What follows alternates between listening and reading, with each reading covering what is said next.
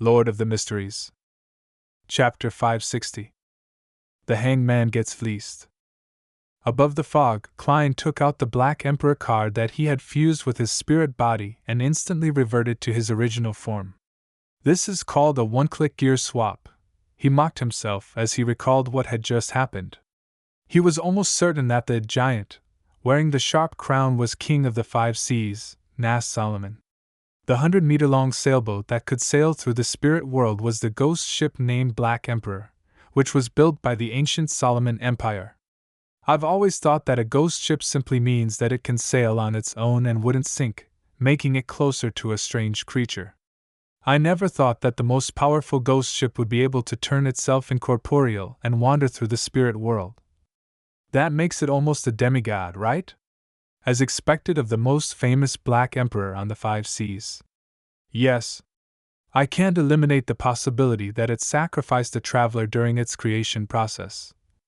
For one of the most famous legendary treasures, the Spectre Empire, which carries the final inheritance of the Trunsoist Empire, could it be that the ship also comes equipped with this capability, making it impossible to find? Klein's thoughts slowly drifted without immediately realizing the reason why he had suddenly met King of the 5 Seas, Nast. This was very obvious, the law of Beyonder characteristics convergence. Although the Black Emperor card didn't contain any Beyonder characteristics, Roselle had added or carved something onto the card when he made it. It allowed the wielder to use the card of blasphemy after they advanced to a high sequence Beyonder, to subtly sense the Beyonder ingredients that they needed. There was no doubt that such a sensation was mutual. As one sensed the other would naturally sense them too. As for the wielder, they would appear to approach a certain fate before they crossed that step into becoming a demigod. This was something Klein was deeply aware of. He ultimately suspected that the existence of the gray fog had brought together certain Beyonders or supernatural events to him. Traveling with the Black Emperor card in the spirit world makes it easier for such situations to occur. This is because the real world needs to abide by many rules. Even the fate from drawing lots needs to abide by logic, developing bit by bit. It doesn't make sense for me to use the Black Emperor card in Backland, and for the King of the 5 Seas, Nast, to immediately appear in front of me with the ghost ship. Even if he sensed the attraction force, he would have to go through the process of locating me, and through the process of traveling through the spirit world, take hours or even days to arrive. If he didn't sense it, he would only naturally think of sailing towards the Sonia Sea and head closer to the borders of the Lone Kingdom. In that case, it might take months before we bump into each other. By being in the spirit world, things are simple. There is no concept of distance or direction in there. Locations and distances are all extremely chaotic. Perhaps the King of the 5 Seas, Nast, might have wished to go out on a spin in the spirit world, but he ended up seeing me pass by the moment he entered. This doesn't need to abide by any restrictions or limitations on geographical locations, Klein thought as he wrapped the corner of the model table. In addition to this, he was certain that the reason why he was thrown uncontrollably towards the Black Emperor and at King of the 5 Seas, Nast, wasn't because of the law of convergence of Beyonder characteristics. The effects of the law was only reflected in fate, perception, and desire, nothing too exaggerated, otherwise, there wouldn't be high-sequence Beyonders. All of them would be involuntarily drawn by the uniqueness of their respective pathway. Klein could sense that it was a type of Beyonder power that twisted and strengthened his intent to move forward, resulting in him being unable to stop. This is a very simple analysis. Even if I had thrown out the Black Emperor card at the time, I wouldn't have been able to stop. This is a lawyer, which is a Beyonder power. Wielded by the Black Emperor pathway? Klein leaned back in his chair and decided not to use the Black Emperor card any time soon. This meant that he was unable to roam the spirit world in search of a messenger.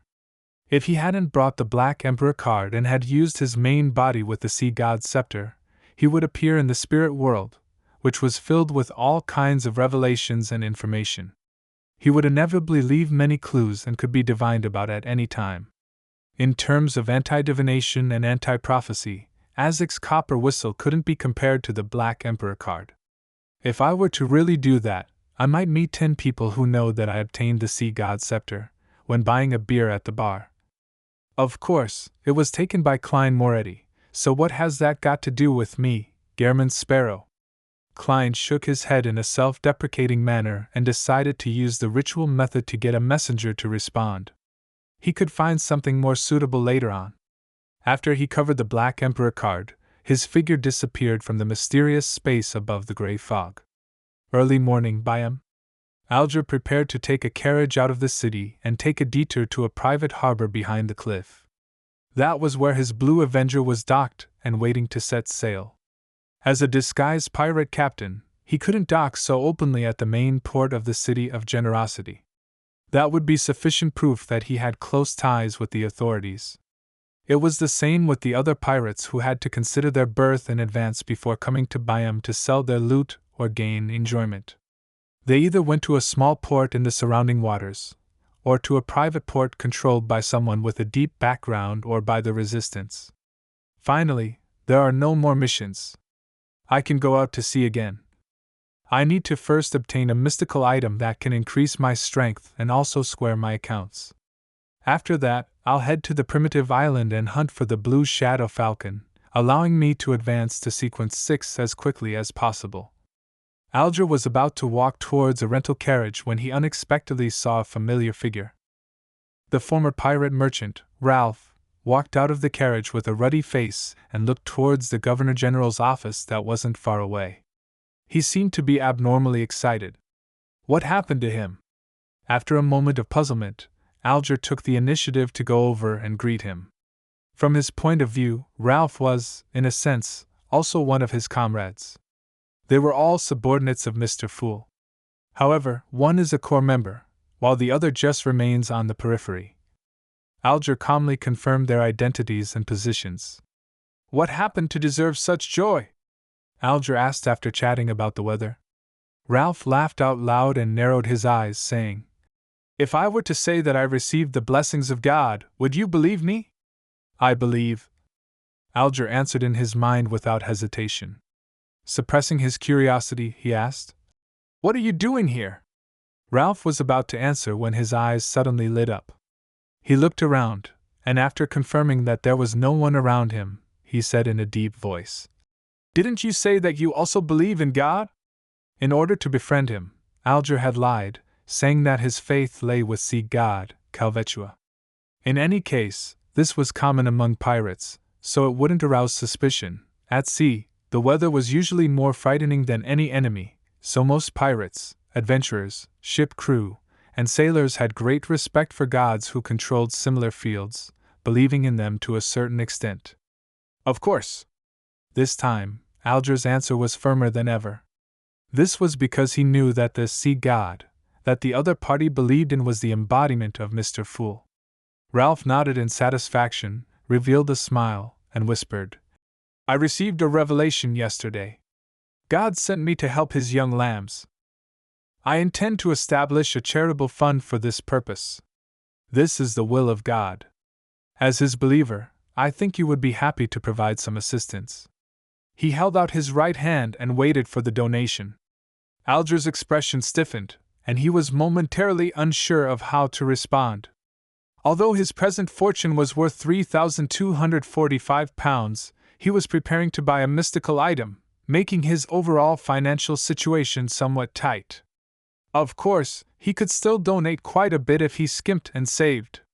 If the sea god was still Calvetua, Alger, who claimed to be a believer, wouldn't have hesitated to find an excuse. But now, he had to seriously consider the deeper motives of Mr. Fool. Noticing Alger's reaction, Ralph's eyes darted schemingly before he said, We want to help children who are suffering from unnecessary discrimination because of their bloodline. They live a hard life, and it is hard to see any hope for them. There are pure-blooded natives, as well as mixed bloods. Alger was silent for a few seconds, then he pulled out a wad of cash.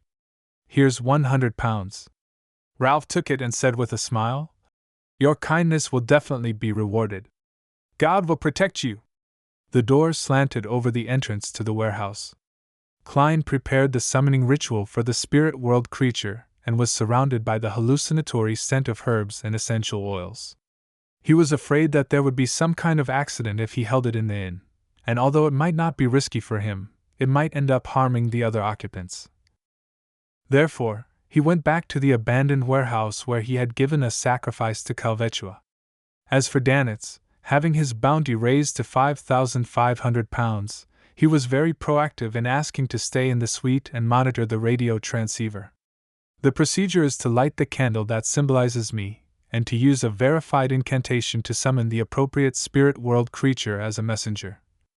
Daily Simone's 3-line description and the various incantations provided by Mr. Azek went through Klein's mind. When summoning a spirit world creature, the first sentence needed descriptions such as wanders about the unfounded and roaming in the upper realm. Only by doing so could it accurately point to the spirit world.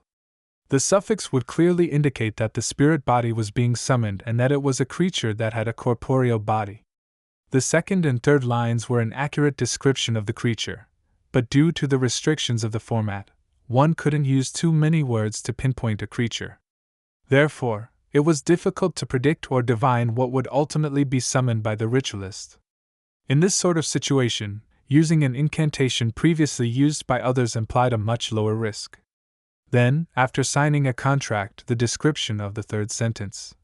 The messenger that belongs to whomever, or contract companion of whoever, could be made, allowing the 3-line description to accurately summon the corresponding messenger. Yes, my messenger has to run very fast, otherwise it might be killed by some malicious creature in the spirit world, resulting in the loss of important letters. Klein's mind raced, and he came up with a clear plan.